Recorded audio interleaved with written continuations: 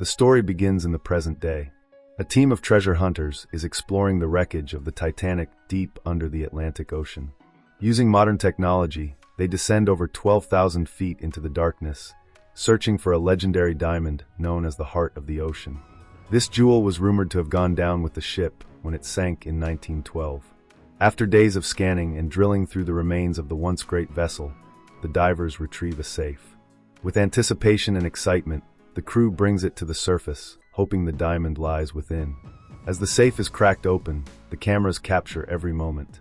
But instead of a sparkling jewel, they find only old papers, water-damaged currency, and scattered items long lost to history. Disappointment spreads across the team. But then, among the soaked documents, a discovery changes everything. A sketch emerges, faded but still visible. It's a drawing of a young woman, unclothed, wearing only the heart of the ocean diamond around her neck. Below the sketch, a date is written, April 14, 1912, the very night Titanic struck the iceberg. The news spreads quickly.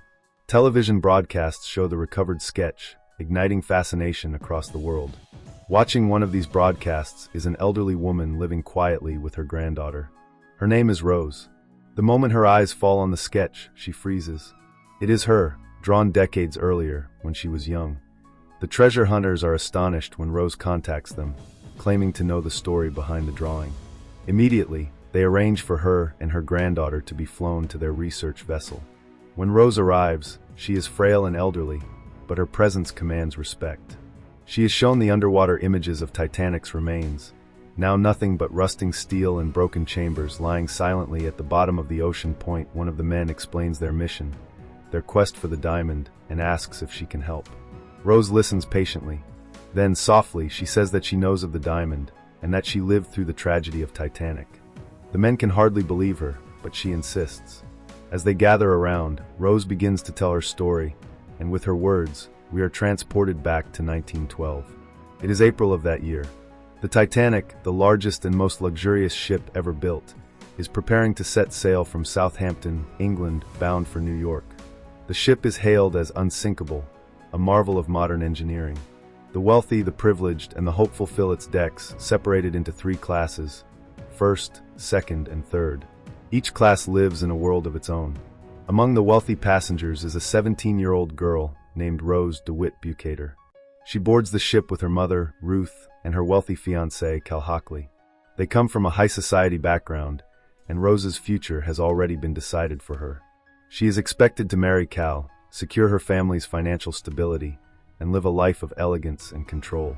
Yet deep inside, Rose feels trapped, suffocated by rules and expectations. She craves freedom, but her voice is silenced by those around her. Meanwhile, in a smoky pub not far from the docks, a young artist named Jack Dawson is gambling with his best friend Fabrizio. With little more than luck and courage, Jack wins 2 third-class tickets to board the Titanic. For him, it is a dream come true, a chance to see America, a chance to live life without boundaries. With excitement in his eyes, Jack rushes to the ship, unaware that this journey will change his life forever. As the Titanic departs, its enormous size dwarfs everything around it. People cheer, waves crash, and the world marvels at the steel giant gliding into the ocean. On board, life separates itself by class. The wealthy dine in extravagant halls, surrounded by chandeliers and fine china. The poor gather in the lower decks, where laughter, music, and dancing are abundant. Rose, dressed in expensive gowns, moves among the elite, but her heart is restless. She feels like a prisoner in golden chains. Her fiancé, Cal, is controlling and arrogant, showing off his wealth at every chance. Her mother, stern and calculating, reminds her that marrying Cal is the only way to preserve their family's name. Rose listens, but inside she feels an unbearable despair. One evening, unable to endure the weight of her life any longer, Rose runs to the stern of the ship. Tears stream down her face as she climbs over the railing, ready to end it all by jumping into the icy ocean below. At that moment, Jack appears. He sees her and realizes what she is about to do. Calmly but firmly, he speaks to her. He tells her that if she jumps, he'll have to jump in after her. The water is freezing, and they'll both die. His words cut through her desperation. Jack's honesty, his raw will to live, slowly pull her back from the edge. When her foot slips, she nearly falls, but Jack grabs her hand and pulls her to safety.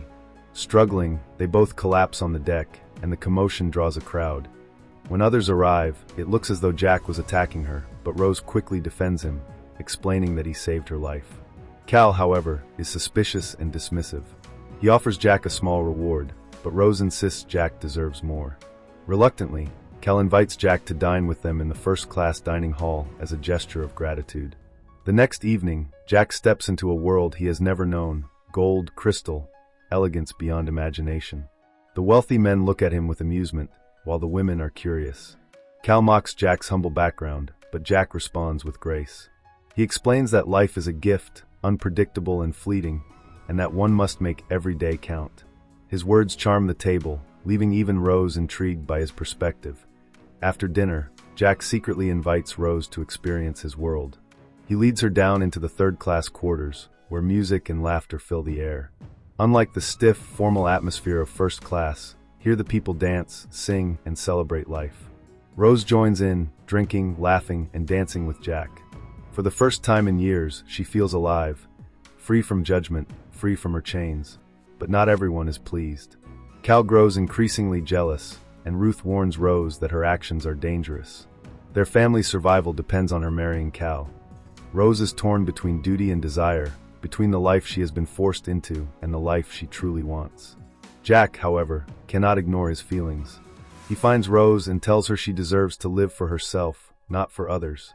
At first, she pushes him away, bound by guilt and fear. But her heart is already leaning toward him. Slowly, their bond deepens, and Rose begins to see Jack not just as a friend, but as the love she has always longed for. And then comes one of the most iconic moments of cinema. Jack takes Rose to the bow of the ship. With the wind rushing past and the ocean stretching endlessly before them, he tells her to trust him. She steps onto the rail, spreads her arms wide, and closes her eyes. Jack holds her steady.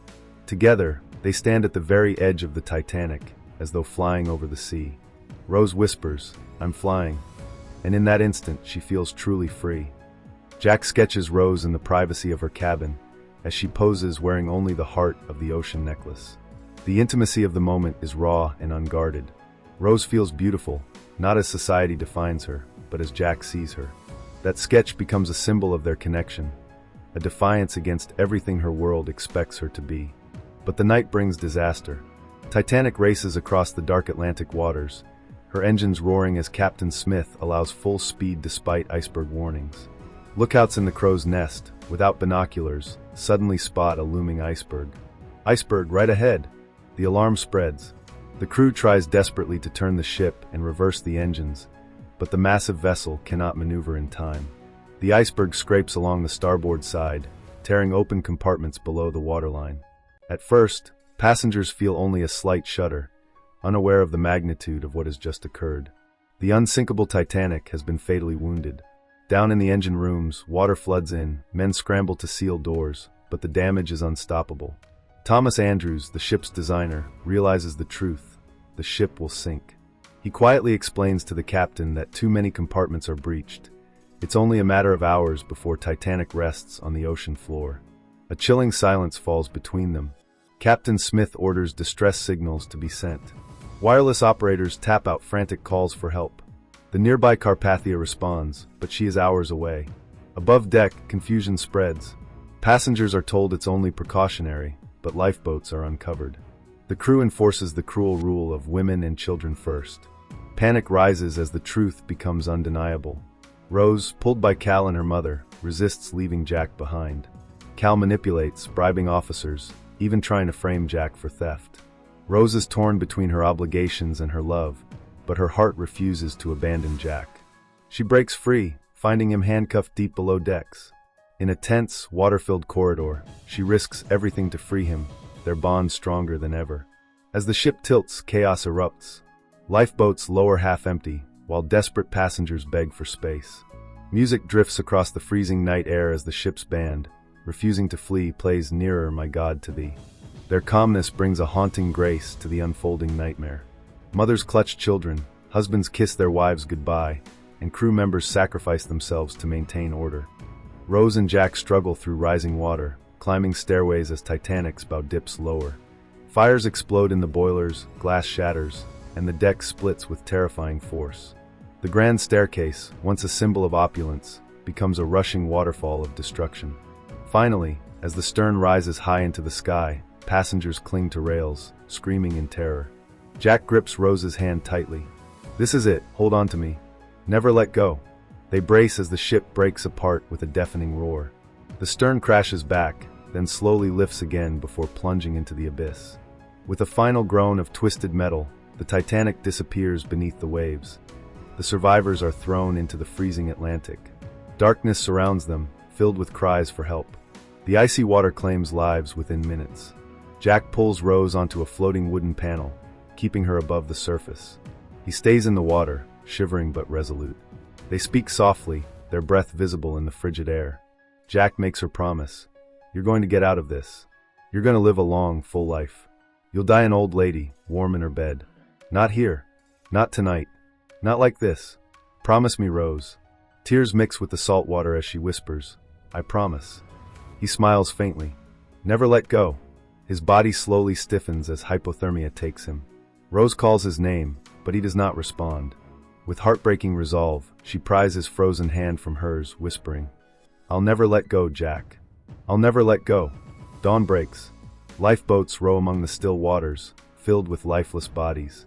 The Carpathia arrives, rescuing the survivors. Rose, barely conscious, summons her last strength to blow a whistle from a dead officer's body, drawing the crew's attention. She is pulled aboard, wrapped in blankets. Cal searches for her, but she hides, refusing to return to the life he represented. When asked her name, she whispers, "Rose Dawson," carrying Jack's spirit forward. The story closes in the present, with elderly Rose finishing her tale aboard the research ship. She gazes at the wreck on sonar screens, the memories alive within her heart. Later, alone, she walks to the stern of the research vessel.